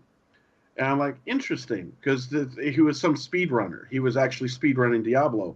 And someone was commenting on the music and this and that. And I was like, oh, and I made a comment. I go, oh, yeah, I'm going to be playing this game soon for a podcast or whatever. And I made a mention it was an action RPG. And he was like super offended by that. He was just like, it's not an action game. It's a horror game. And I was like, well, the music. I'm like, Sorry, okay, dude. sorry. But the music kind of fits that motif where it keeps you on edge and you worry about what's around. You literally are always worried because you see a room, but it don't let you see what's in the room unless if there's a window or bars. So you're like, I'm going to open this door. What's going to be in here? Am I instantly going to die, or is it just going to be a chest? You know. Mm-hmm. So I think it did give a good sense of tension that way, and I can see that in action RPG / with horror elements. Yeah, I think it's a horror themed action RPG. Yeah. Definitely. I mean, you're fighting skeletons and wizards and succubuses and all that stuff. Like, it's not a family friendly game. Plus all the demonic like pentagrams upside down, all that stuff. Like, yeah. So. That was probably another reason why I didn't play it when I was younger, because I wasn't into that kind of stuff at the time. So I was. Satan's my. What's the word? Oh man, I screwed that up. Anyways, yeah. All hail Satan. All right. Anyone else want to say anything about the music? I was just gonna say I really like the town theme. Yeah. It's kind of just chill. Yeah. I kind of like just get it stuck in my head. I don't know. It's very relaxing. You know, you go down way deep and it's like you hear like children screaming and demons trying to kill you, all the sound effects they have, and then you go uptown. It's just like this chill, like strumming and relaxing music. I don't know. That's why it felt like Led Zeppelin to me, like a Led Zeppelin album. You know, you just like a Black Dog, you know, it's like the rock and everything, and then all of a sudden, you know, Jimmy Page brings out the 12-string guitar, and you know, when you get into town, start strumming along. I don't know. I thought it was pretty cool. And how chill is that town? You literally have hell below you. Yeah. And they're just hanging out. Buddy, you're in here. Why don't you go down and take care of this? We're just gonna go about our day. And there's nothing really much in that town keeping them there. They could like pick up and move. It's literally 4, 5, 6 buildings. Just, you know, the water's poisoned. Let the demons have it. Really, there's that's worms. all they want, there's worms in the caves. I mean, like you know, find a better spot. Really, like, come on. Maybe land is at a premium in this world. Who knows? I mentioned that this is sort of the first time I've played it in like 20 years, and I wanted to relive that nostalgia. So when we were playing it initially, me and my best friend Matt, we had a very specific soundtrack that we would listen to every time. We had just figured out how to burn CDs, so we just sort of mix and match, you know, the best of the best for us. So I put together a playlist with Nightcrawler from Judas Priest. Nice. The Orgasmo theme from DVDA, the Wasted Youth from Meatloaf, Stairway to Heaven. You mentioned Led Zeppelin. Yeah. Stairway to Heaven, Number of the Beast from Iron Maiden, and like Enter Sandman from Metallica. So, and some Dio stuff like Heaven and Hell and Holy Diver. So it was just sort of a mishmash of music that has really nothing to do with the game. Well, I guess it's sort of a satanic theme, but and I just played that just over and over and over again as I played through this mod, and it was just such a wave of nostalgia that hit me. So I think that was for me the best way to play it. I totally appreciate the music is, so you know, ambience and it's great, it's fantastic, but for me it was the background music that made it. So you would play that music while you're playing the game even this time around? Yeah, that same playlist that we had back in the 90s, I replicated that on YouTube, and I would just play it in the background. Oh, okay. That's awesome. When you would play the burnt CD, would you play it in your computer while you were playing the game? Like, would it let you do that? No. We had a boom box with a CD player. I remember we would just crank that. I remember the PlayStation would let you do that. Like, we would play Wipeout on the PlayStation 1, and we would take out the Wipeout disc and put in a Motorhead CD, and it would play Motorhead tunes. Yeah, as well. Oh yeah. Oh nice. Yeah. I don't know. Like, I know Warcraft 2, you could put in a CD player and play some tracks in that secret track. Could you do that with Diablo 1 as well? Put in a CD player and play the tunes. Oh, I think I know that Quake works like this and that, but I'm not 100% sure if Diablo works like that. But I think it plays the music off of the CD. Right. like while you're playing the game. Okay. Just like the PlayStation 2 would. So that's why you could swap any disc in there. But I'm not sure if on the PC if it needs the disc in there to run all the time. Right. Right. I'm not sure. I don't know. Sure. All right. As far as the soundtrack goes, Yeah. I think it's great. I loved it. I don't listen to back other things, like, especially because I knew it was a shorter game. Like, if it was something like Diablo 2 or Diablo 3, where I'm going to be playing hundreds of hours, like, then they'll get to a point where I'm like, okay, I've heard the music for tens upon tens of hours. Now I can listen to some other stuff. But Right. I really like as I was really just kind of like embracing the game and reliving it, like I really wanted all the ambience and everything, because for me that was a big part of it.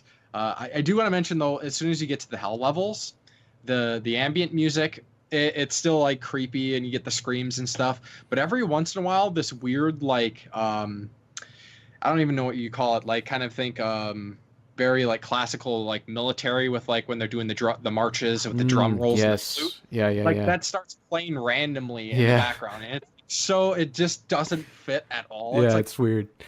what the hell is that? Well, you think But other than something's that- going to happen. Something's about to happen, but it's just a weird thing in that track. Yeah, it's super weird. Yeah. But yeah, the Luke or the Tristram theme, like I said, I like that song is so great. Like, it's just like such a like creative song with so many layers for a video game at the time. Yeah. Like, it's very impressive. Like the lengths. I mean, that kind of why Blizzard became such a beloved company at the time was just all the effort they put in. Like, even going back to the voice acting, like the voice acting at the time for most games was garbage. That is an excellent point, because at the time, I mean, this was 1996, so this was all like just all in its infancy. To have real music in a game was, I think this is like TIE Fighter 1 era, where you've had a video game that actually had the Star Wars theme in it, not just the MIDI theme in it. So yeah, to go the length that they did for this game, it's pretty incredible that it came out in 1996, audio wise anyways. Well, audio and visual wise, because even vanilla, even without the mod and stuff like that, it felt like it was leaps and bounds further along than what it should have been. And like I said, just the audio and the music just runs it home. Just like, is it supposed to be this good? Because it is. Because you're not used to it, and then it's just a happy happy experience just to just have that surround you and immerse you into that game, especially around that time when you were dealing with still MIDI files and horrible voice acting and all the such. Yep. And thankfully, they didn't go the full motion video route. They somehow dodged that bullet. in the postage stamp size box, full motion video, just so they can get decent frame rate on it. Because that was all the rage when this game came out. It was actually supposed to be claymation for a while. That's right. Yes. Yeah, I they did loved read that. That's something Primal I did Rage. see. Yeah. There was a thread on Twitter where it actually showed some models that they actually used for in the game before. Sorry, didn't mean to cut you off. Yeah, I saw that. Those look really cool. They did that with Doom as well. They actually used clay models. Don't know why. They both have demons in it, so makes sense, I suppose. So, I guess the gameplay for this game is really just a happy accident, like we already kind of talked about, and it's kind of ironic that happy accident became a genre of its own. This thing is like it's a genre creating game. It's like the very first of its kind, and now there's many like it. So with that said, and now that you guys have played this and you guys have played other action RPGs, is Diablo 1 worth going back to? Is it worth playing? Is it worth your $10 on GOG to play again? Where should we start? You know what? I'm going to start this time because I don't have nowhere else to go after this. So I'm going to start this time with Ryan, because you got nothing to segue to this time. So go for it. Is this game? Yeah, is this game worth playing? Is it worth playing? Is it worth recommending? Okay. I think I'm going to have an unpopular opinion on this one. You bastard. How That's dare why I you. didn't. That's why I didn't want to go first. But I guess it's probably good it is. I didn't have nostalgia goggles for this, so that sometimes clouds my judgment. Personally, I appreciate the difficulty on it. I appreciate the grind. I appreciate the art and music and everything that went into this game. But I found it, even with the mod, to be a bit of a hard sell if you are used to more modern action RPGs. Would I recommend it for $10? Yeah. But at the same time, I was too spoiled by playing the games that came after it. And I've never played Diablo 2 either.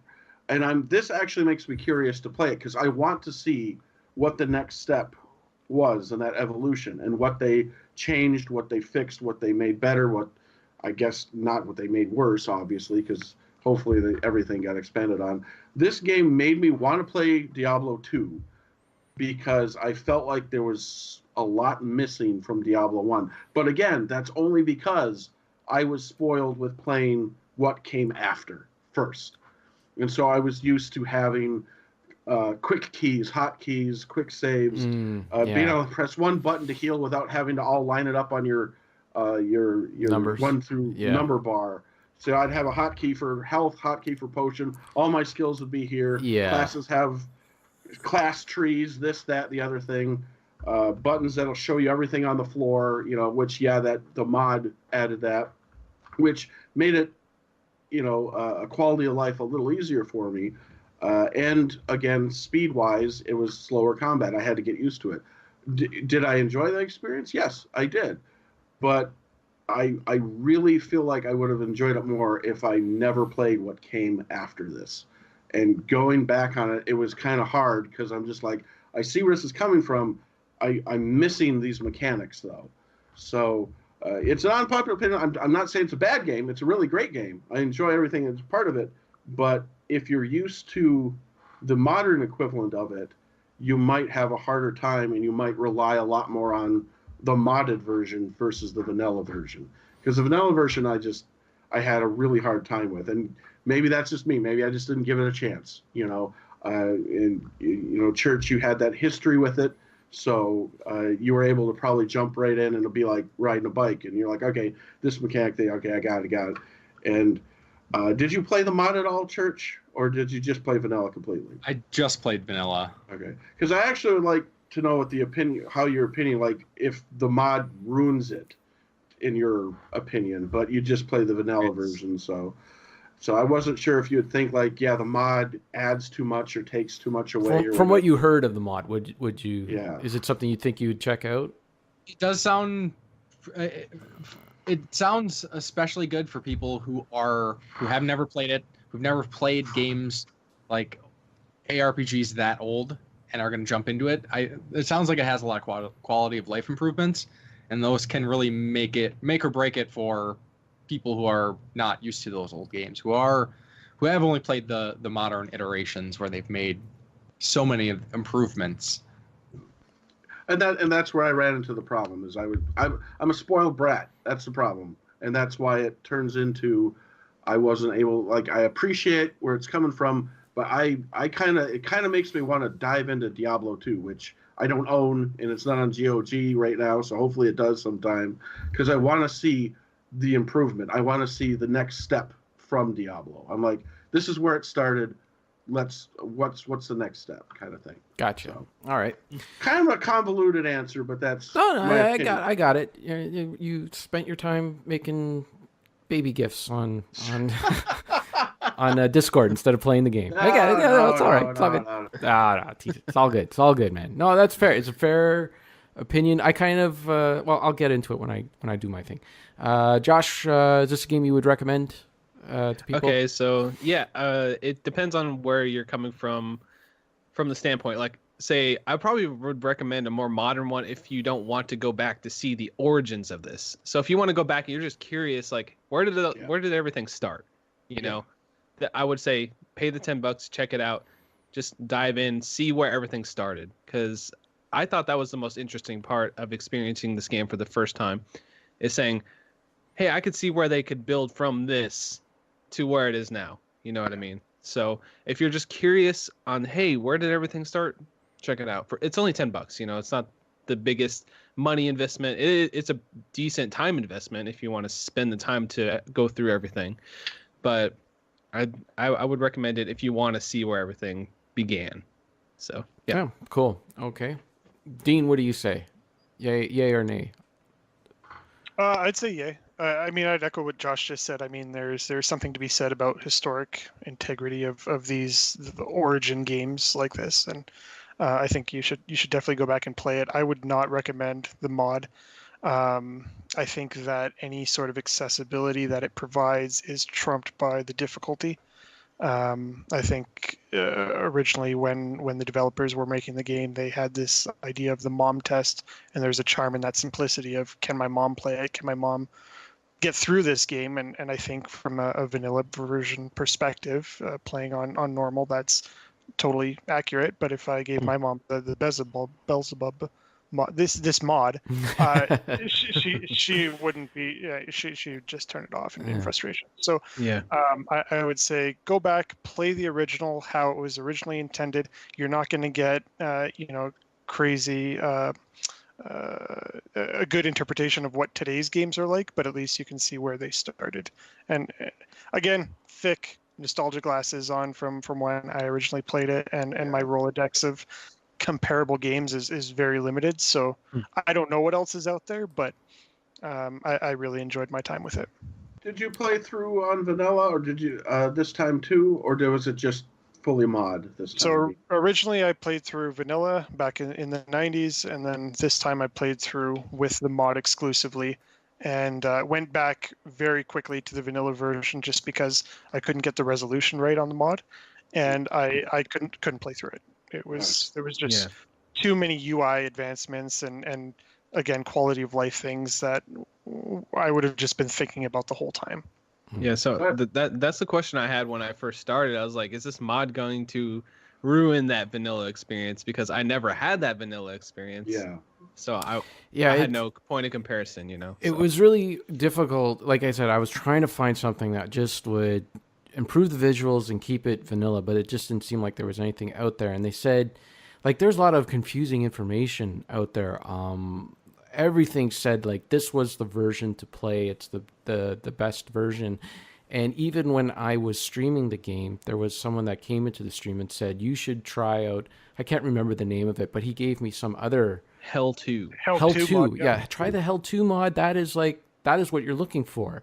It is, the vanilla version of the game with a better resolution. And then one of you went and checked it out and reported back that it was like completely different. It was me. Was it you, Josh? They added almost 38 classes, I think it was. And it's sort of that's not the vanilla game. Yeah, it's not even anywhere close. I'm yeah. So whatever. Yeah, I don't know. So I don't know. I don't know if we did a service or disservice or not with this mod. I can tell you for Diablo 2, the median XL mod for that game is excellent. That is the way.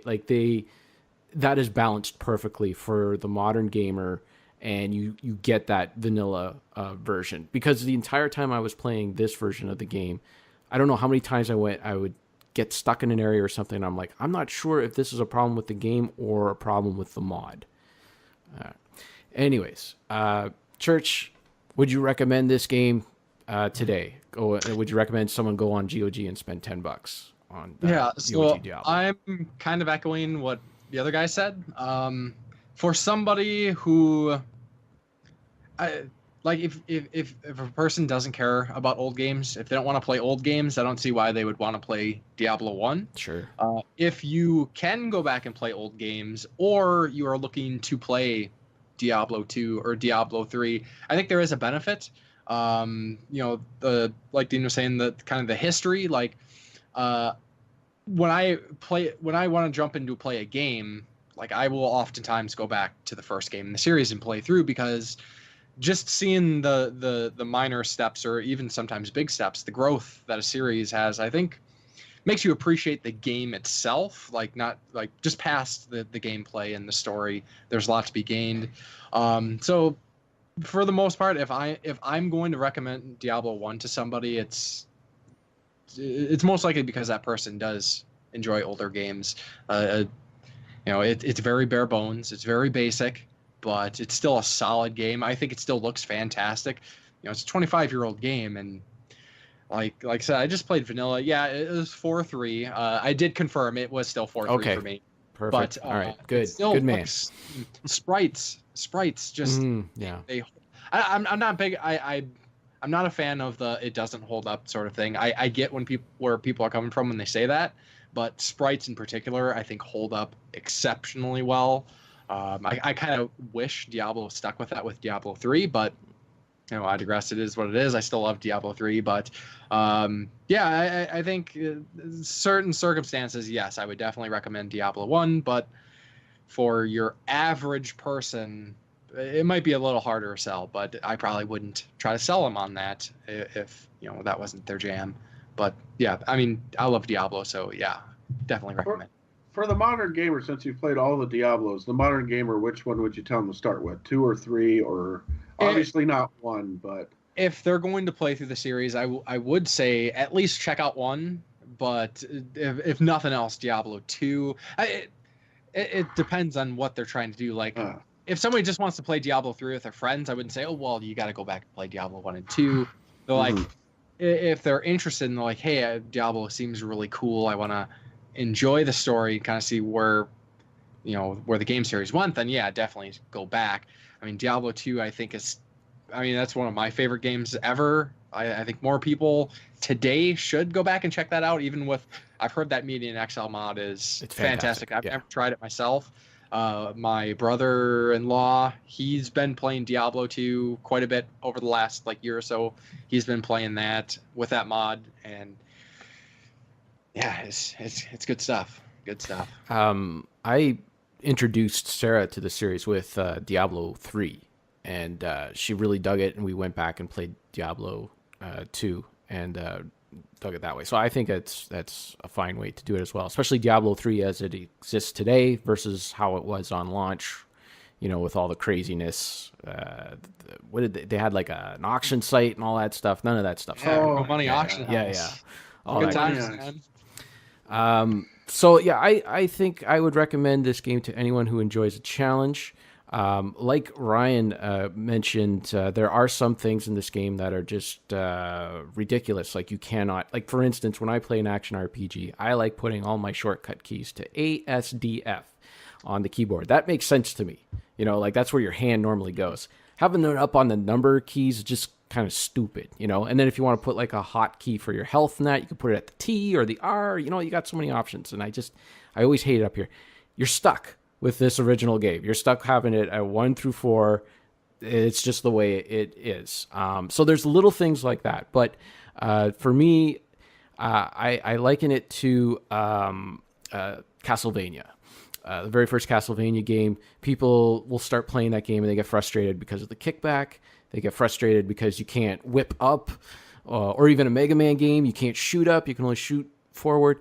And what you have to do with those types of games is you have to realize that there are a set of rules for that game, and you have to play it by its set of rules. You can't go in and you're not going to change it, right? So if you're going to make it through the game, you're going to just have to adjust the way you play things and adapt to what the game wants you to do, and that's how you're going to get through it.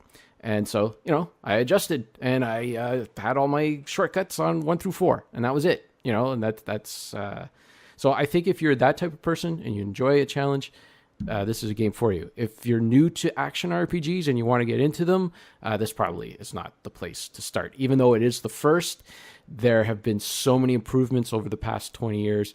Your first action RPG should probably be something like Torchlight 1 or 2, or I don't know, maybe even what's the Roman Knight one? Titan Quest. That's even has aged fairly well over the past 10 years or so. Or even try Diablo 3. That's it'll get you. It does. It's a modern Diablo game. So, and it has all the bells and whistles in it. So, yeah, I enjoyed it, and I would recommend it to anyone who enjoys a challenge. Awesome. Okay, so I think that's is. Has anyone had anything left to say about Diablo before we move on to next month's game and teasing that? Just want to echo the my thoughts on the book. I mean, if you guys are at all interested in getting a lot of bang for your buck in a small book, Stay a While and Listen gives you a ton of background to this game, and playing the game after reading it is a whole new experience. You see in action what the developers were really trying to do, and hopefully gain more appreciation for it. So it's audiobook as well. If you're lazy, you can listen to it. Like me. It's I awesome. did start the audiobook from your recommendation. I just didn't get through the entire thing yet. So Yeah. I Yeah, have the digital book on my reader, on my e-reader, so it's there. I made that step. I got that far. It's on Amazon, you said? Yes. Well, definitely Audible, but yeah, Audible, Amazon for okay. sure. Yeah, I think you can buy it on Amazon. I did see it on there. Awesome. Okay, so that's it. We're ready to move on to next month's game. Yes. All right. I think so. All right. So next month we will be playing Half-Life. I don't know if Dean or Church, are you guys planning on playing the game at all along with the Quicksave Club? Definitely play Half-Life again Yeah. for the manyth of times that I've played it. Yeah, me too. I've Same. Oh, this Half-Life along with Super Metroid are my two most played games. I have played through it several times. This time for me, there are several different options out there to play it. It is a Steam exclusive, except for a PlayStation 2 version that's floating out there somewhere that if you can find it used somewhere. I have that. I have it too, and it's okay. It's not really Half-Life, yeah. but it's okay. Didn't Dreamcast get a version? It was too? supposed to, It and was supposed to. I think it ended up Okay. on the PlayStation 2. Okay, I couldn't remember. I had this weird vision of seeing like a Dreamcast box with Half-Life on it. I don't think know. I think like there is like the first few levels out there that has leaked out or something to that effect. Anyway, since I The played it, Black Mesa version this time. yes, that's the version I will be playing. Is the Black Mesa version. So some Zen is supposed to maybe be out this year. They keep saying Zen is going to be Zen, out yeah. soon, and Yeah. it's getting delayed. It's been so it's it's been not going for a while. so it's not the whole game. It's not finished No, yet, right? It's not the whole game. Yeah. Yes, unfortunately. I think I'm just going to stick with the vanilla plus source, and it just cleans it up slightly, makes the models a little better. But other than that, it's still the same game. Yeah. I don't know if it changes any of the mechanics or the shooting. No, I don't. yeah. I not from Yeah. what I could tell. Anyways, I Yeah. played both versions, of course, and Yeah. I was really like, that is like the version of Diablo I wanted to play. You know, just not touched or anything like that, but just designed to play on a modern PC, and that's what the Source Engine version of the game is. Yeah, I think I'm gonna play through Source and Black Mesa this coming up because I really enjoy this game. So I've only played the original without Source before. So yeah. It's a good side by side playing those two, just to see just how much liberties they took. Well, not really liberties, but just how the modern they made it and how cool they did with it. Yeah, I've just fired it up and made it to the trolley. I think I got onto the trolley and enough that there was all like just sorts of little changes in that.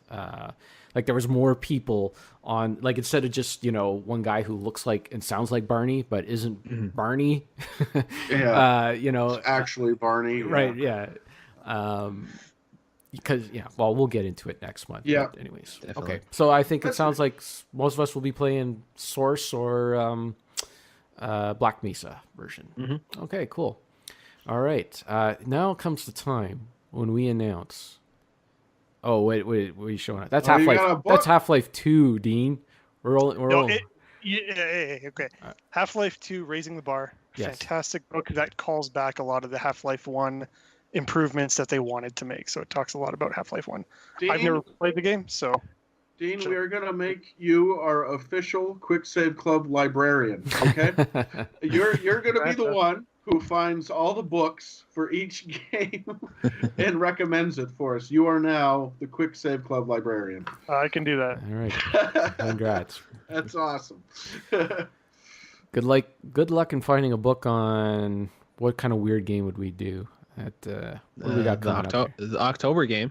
Oh yes, okay. So the October I don't game. even know what the October game is. I didn't That's check. perfect. That's great. Do you want me to announce it? I can announce it right now. We made a decision. Josh and I made a decision. So already you're outvoted. Yeah. Yeah. All right. All right. So what is our game of the month, Sir Josh?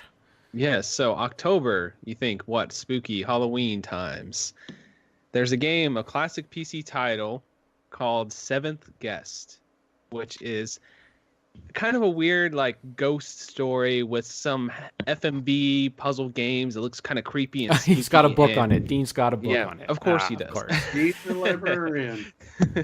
But yeah, that's our game for October. It's gonna be Seventh Guest. I'm interested in trying it out for sure. Yeah, me too. It's a game that I've always wanted to play but never got around to, and I think it's just it's perfect for around the Halloween time. So yeah, it's on GOG too, and it's like $6, I think, something like that. So it's relatively cheap. And between now and October, though, it will be on sale. There's a 25th anniversary edition as well on GOG that has some quality of life improvements, mostly with the game play, just how the mouse and keyboard are used in that game. So yeah, looking forward to it, and it will be on sale. So between now and October, probably. All right, great announcement. Good job. Okay. Thanks. I think that's it. I think we're done. How about we give some plugs to our guests? We'll say people go to at @round_2_gaming to check out Dean Lasagna on the Twitter. What else? Anything else you want to plug? Anything you got coming up there, Dean? Nothing coming up, but I want to say thank you to you guys. I mean, you know how much I resist digital and PC gaming. This is why we wanted to have you on, man. This has really sort of broken the mold. And my library is already 30, 40 plus games now across Steam and GOG. And that's so good. Been signing up for all sorts of things. So I'll be on board for the next year anyway. You are exactly the reason why we started this club, and we just wanted to introduce this type of gaming to more and more people, or even if they've been away from it from a while, to come back to it and say, look, the stuff is still good. It's still worth playing. It's still worth checking out. And it's different enough from what you get on a console. So that's great. And to have you on the first episode, it's awesome. Church, where can we you're at the game grinder? The _ game grinder on Twitter. Okay. Yeah. I'm also on Facebook, Instagram. You can look me up on YouTube. That's kind of where my main stuff is. The game grinder on YouTube. Okay, and you have a podcast as well. You can plug that too, right? Podcast is the Game Tenants Podcast. That's on pretty much, if you have a podcast app, you can look up the Game Tenants Podcast and you will find us there. It's also on my YouTube channel, The Game Grinder, as well. Nice. All right. Well, thank you so much for being on, and I knew that you were a huge Diablo fan, so getting you on this was just a bonus for us. So thank you so much. Really appreciate you having me. I love talking about Diablo every chance I can. Oh, excellent. All right. And as for the other two co-hosts, they don't need any plugs. You already know those guys. They're fine. Yeah. They're just wasting your time. We're wasting everyone's time if we give these guys plugs, right? Yep. We're nobody. We're just lowly co-hosts. That's all we are. Hey, look at us, man. We did episode 1 in the books. What do you think of that? We did. Even though my train wreck of an intro, that will be fun to edit. It's all right. I bailed you out. That's okay. It's all right. Yes, I saved the podcast. It's all right. It's all good. We got into the flow of things. You gotta get started working out. Yeah. You know, I forget. It's like a muscle. You know, and I've been doing it so often that it just like. You know, it just, you'll get into it. You'll get into the rhythm, and then I'll be able to let you guys go, and then I could just go and rest. I could go watch Game of Thrones while you guys do. You're the one like, hey, like I don't want to talk, and then you end up talking. I know. I ended up doing all the talking, and now I'm paying for it. My throat is killing me right now. It's good times, but this is what I do for you people. All right. But I guess great job, guys. Good to crash the computer, as I put on here. We say crash the plane. Crash the computer. That was good too. Yeah. Blue screen of death. You should do a blue screen of death sound effect. What's the daunt. Yeah, put that there. That's how we end every episode. Daunt. All right. Pretty much. All right. Well, I guess we'll thank everyone for listening and get ready for Half-Life next month. All right. Thank you, everybody. Right. Goodbye. Thank you. Thank you. Daunt.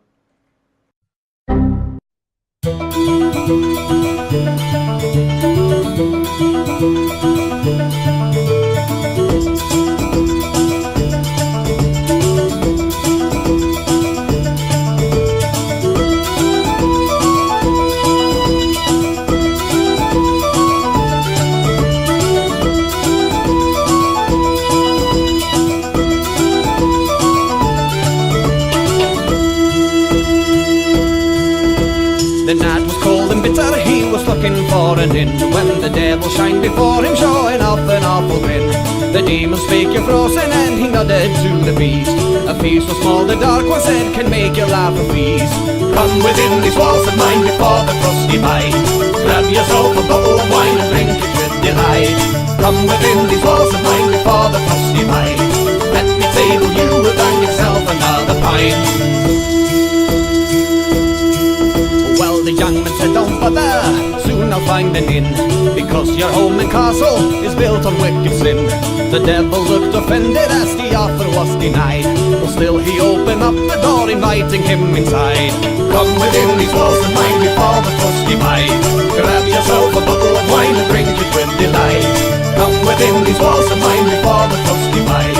Let me table you and drink yourself another pint."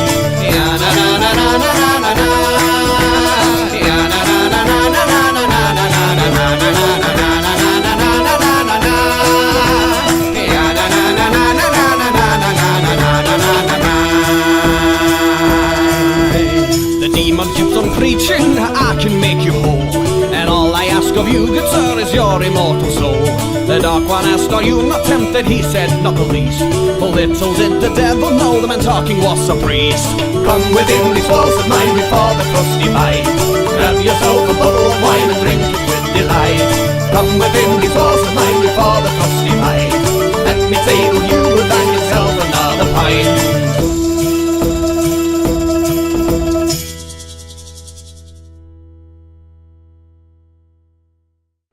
Did he leave? Oh my goodness. Broke the sound barrier on that one. Did he leave? I thought he was eaten by a succubus.